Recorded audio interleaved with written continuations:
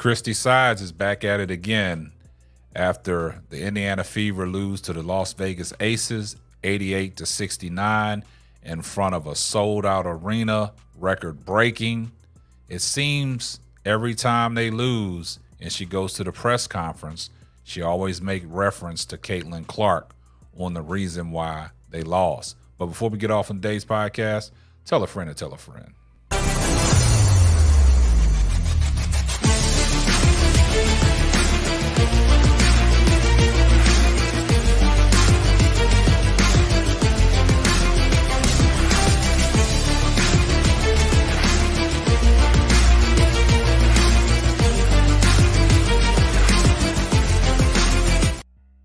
Well, tonight, the Indiana Fever dropped a game to the Las Vegas Aces, 88-69, in a game where we saw Kelsey Plum have her way, doing anything that she wanted to do against Indiana's backcourt, and another torrid shooting performance from Caitlin Clark.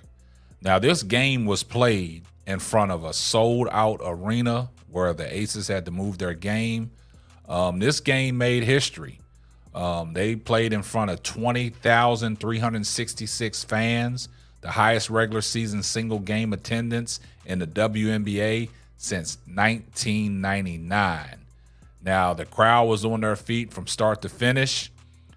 This was a great game, but it saw where Kelsey Plum was letting Caitlin Clark have it.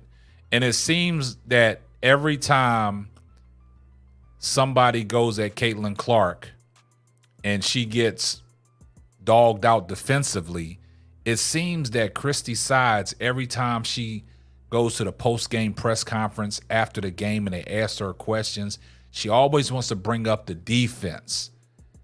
Defense was the reason why we lost this game.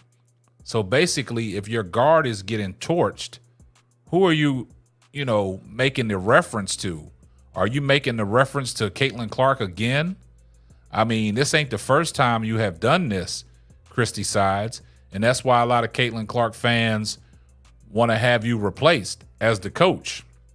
Because like I told you guys earlier, Caitlin Clark made some references to her old coach, Lisa Bluter, by putting the team in position to be very successful. And Christie Sides has failed to do that. Now, they had a big win against the Phoenix Mercury, where they came up big late in the game down the stretch. Kelsey Mitchell hit a big shot for the go-ahead bucket, and they held on to the lead by, finishing the game out hitting their free throws. But it seems like every time defensively you're getting torched, you always want to make reference to Caitlin Clark. And basically, like a lot of people saying, is you like throwing Caitlin Clark under the bus when you're not getting it done defensively. Well, like I've told people, your MO was a defensive specialist when you was down there at the University of Louisiana Monroe. You was the assistant coach, but you was known as a defensive specialist. But you had one of the best perimeter defenders on your team in Celeste Teller. You let her walk.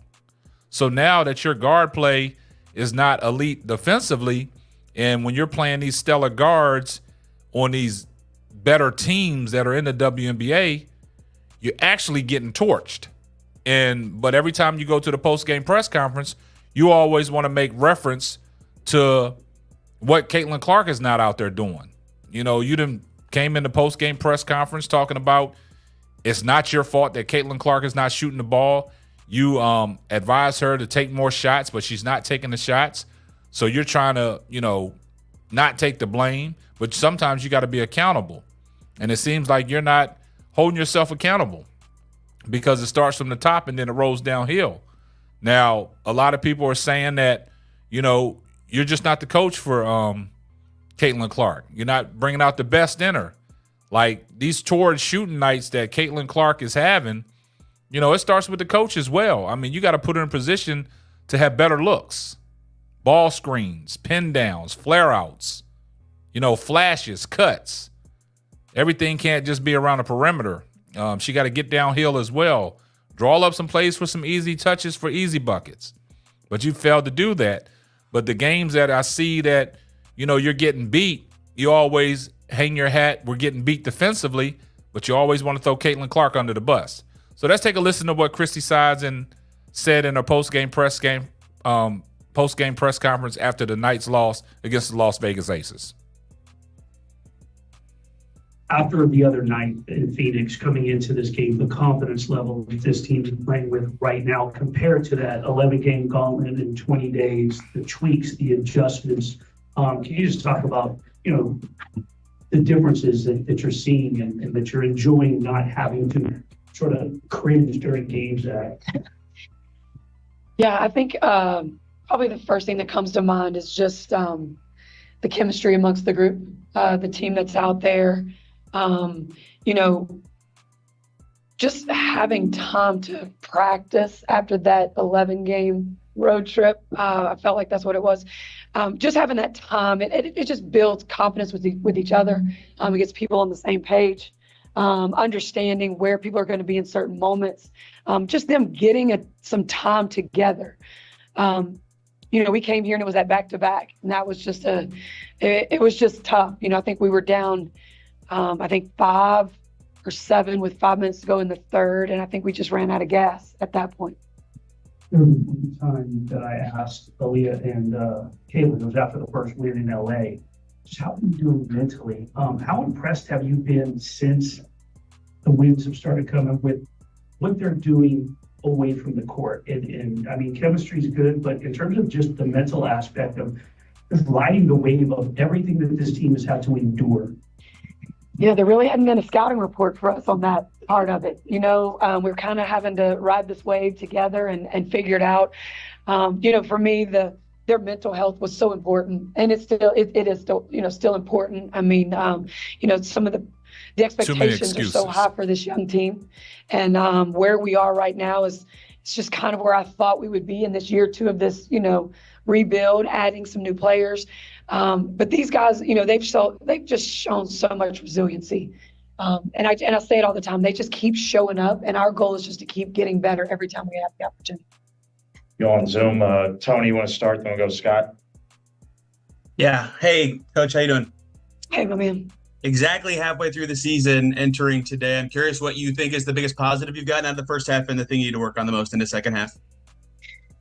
Yeah, probably the thing that I've been the most proud of is just how we've improved on the offensive end, kind of just what I talked about. I mean, we've crept up and we're sitting in a pretty good spot about halfway in most of the offensive categories.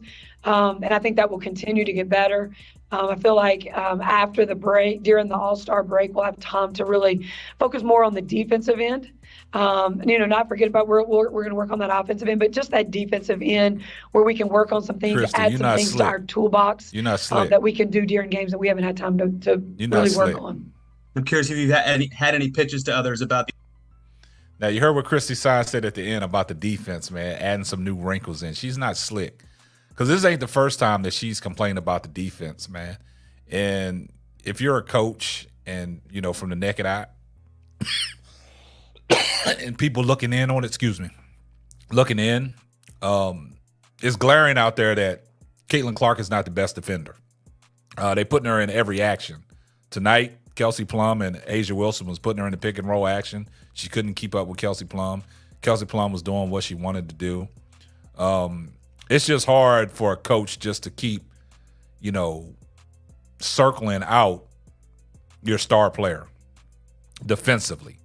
She's said this many a times. She said it verbatim about Caitlin Clark working on her defense.